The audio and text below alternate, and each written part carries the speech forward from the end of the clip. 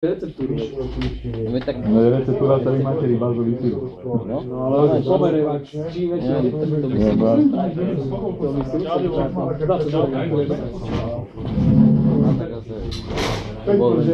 Ale čo?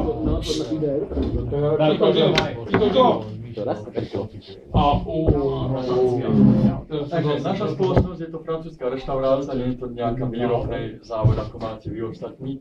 Je to podnik, ktorý poskytuje služby, takže je to reštaurácia vo francúzskom štýle. Názov sme si vzali od Eiffelovky, aby každý deň pochopil, keď sa povie Eiffel, čo tým chcel autor povedať. No, tak pôjdem. Takže vlastne sortiment bude vo francúzskom štýle, celá výzdoba, celý proces servírovania jedál, všetko bude zamerané na francúzsku gastronómiu a francúzsku kultúru.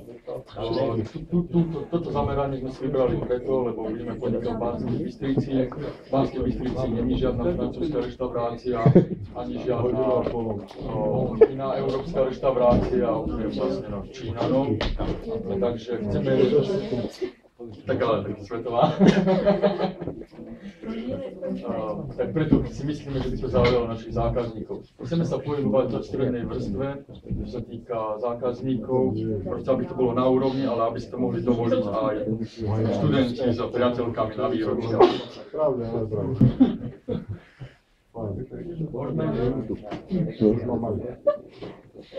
Naša právna forma je SROčka, sme dvaja zakladatelia, ja a pani kolegynka. Obidvaja budeme kapitál z vlastných zdrojov vlastne zabezpečovať. A po prípade, keby nám po prípade budeme zvažovať úver ako externý zdroj, ale tým by sme sa chceli vyhnúť, lebo to je zbytočne zaviazanie sa vlastných bank. Vlastne rozdelenie top manažér, ja, odbytový manažér, ostatní ľudia, finančný manažér,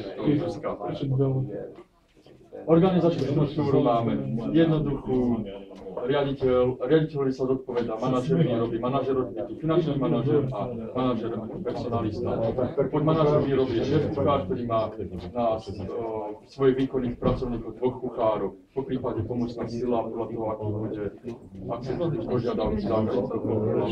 Takisto aj v odbytovej časti, je tam hlavný časť, ktorý sa stará o všetko, ktorý má pod ohľadom a zase jemu sú podriadení reservy napríklad.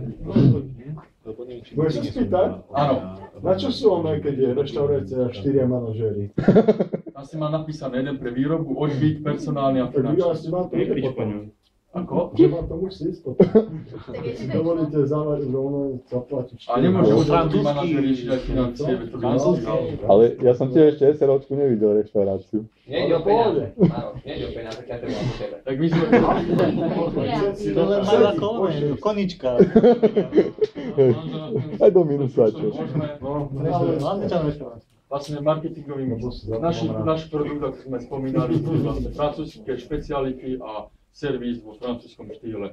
Naše miesto je v Banskej Bystrici, je to budova, polyfunkčná budova, ktorá je blízko centra a vlastne medzi sídliskom a centrom, čo je veľmi dobré miesto pre ľudí, ktorí bývajú na sídlisku a pre ľudí, ktorí sú v centre.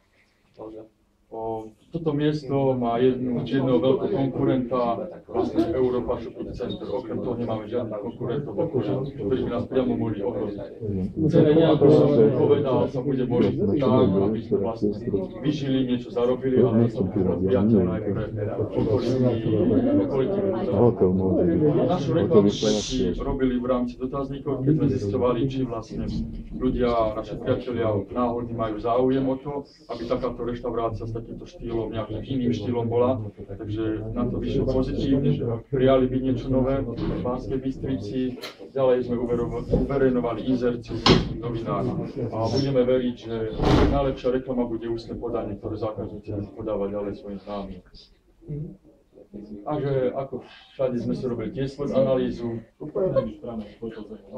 Naše hlavné silné stránky, profesionálny prístup, kvalitné suroviny, priateľné ceny, originalita v meste. čo sa týka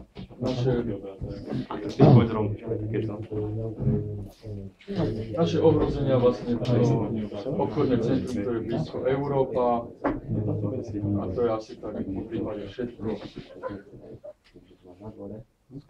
Technické vybavenie, ktoré máme, si môžete predstaviť to vybavenie vlastne kuchyne, základné vybavenie, ktoré získame s prenájmom budovy a časom si ho dokúpime vlastným zdrojom vlastného zisku.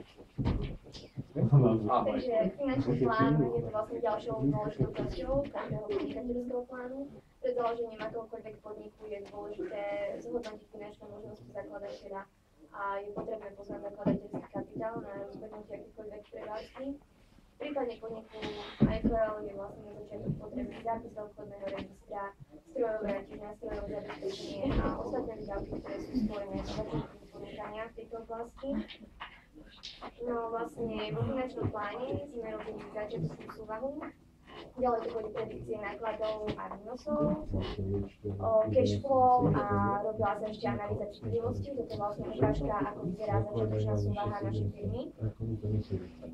Zhodnotenie rizik pri akomkoľvek podnikaní, vlastne by si podnikateľ mal zhodnotiť rizika, vlastne sú to veci, ktoré by ho mohli ohroziť v svojom podnikaní, mohli by ohroziť zisk alebo celkovo aj fungovanie firmy a preto by sa ich mal snažiť vlastne zakladateľ eliminovať, prípadne vypracovať nejakú stratégiu na zvládnutie týchto hrozieb. V našom prípade sú vlastne rizika pokles dopytu, výpoveď nájmu a problémy s dodávateľmi, ale vlastne každý jeden z týchto problémov sme sa snažili vyriešiť tak, aby mal čo najmenšie dopady.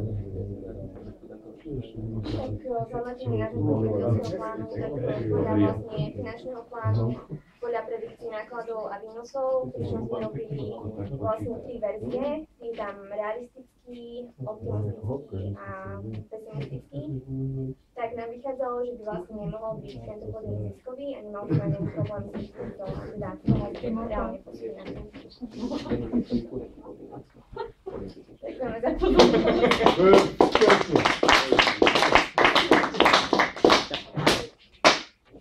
Máte nejaké? Môžeme jednu otázočku, ponúkate vo svojom menu aj slimáky? Áno. Ďakujem. Rád Rád prídem. Máte francúzske čašničky, či nie? Ako? Máte francúzske čašničky, či nie?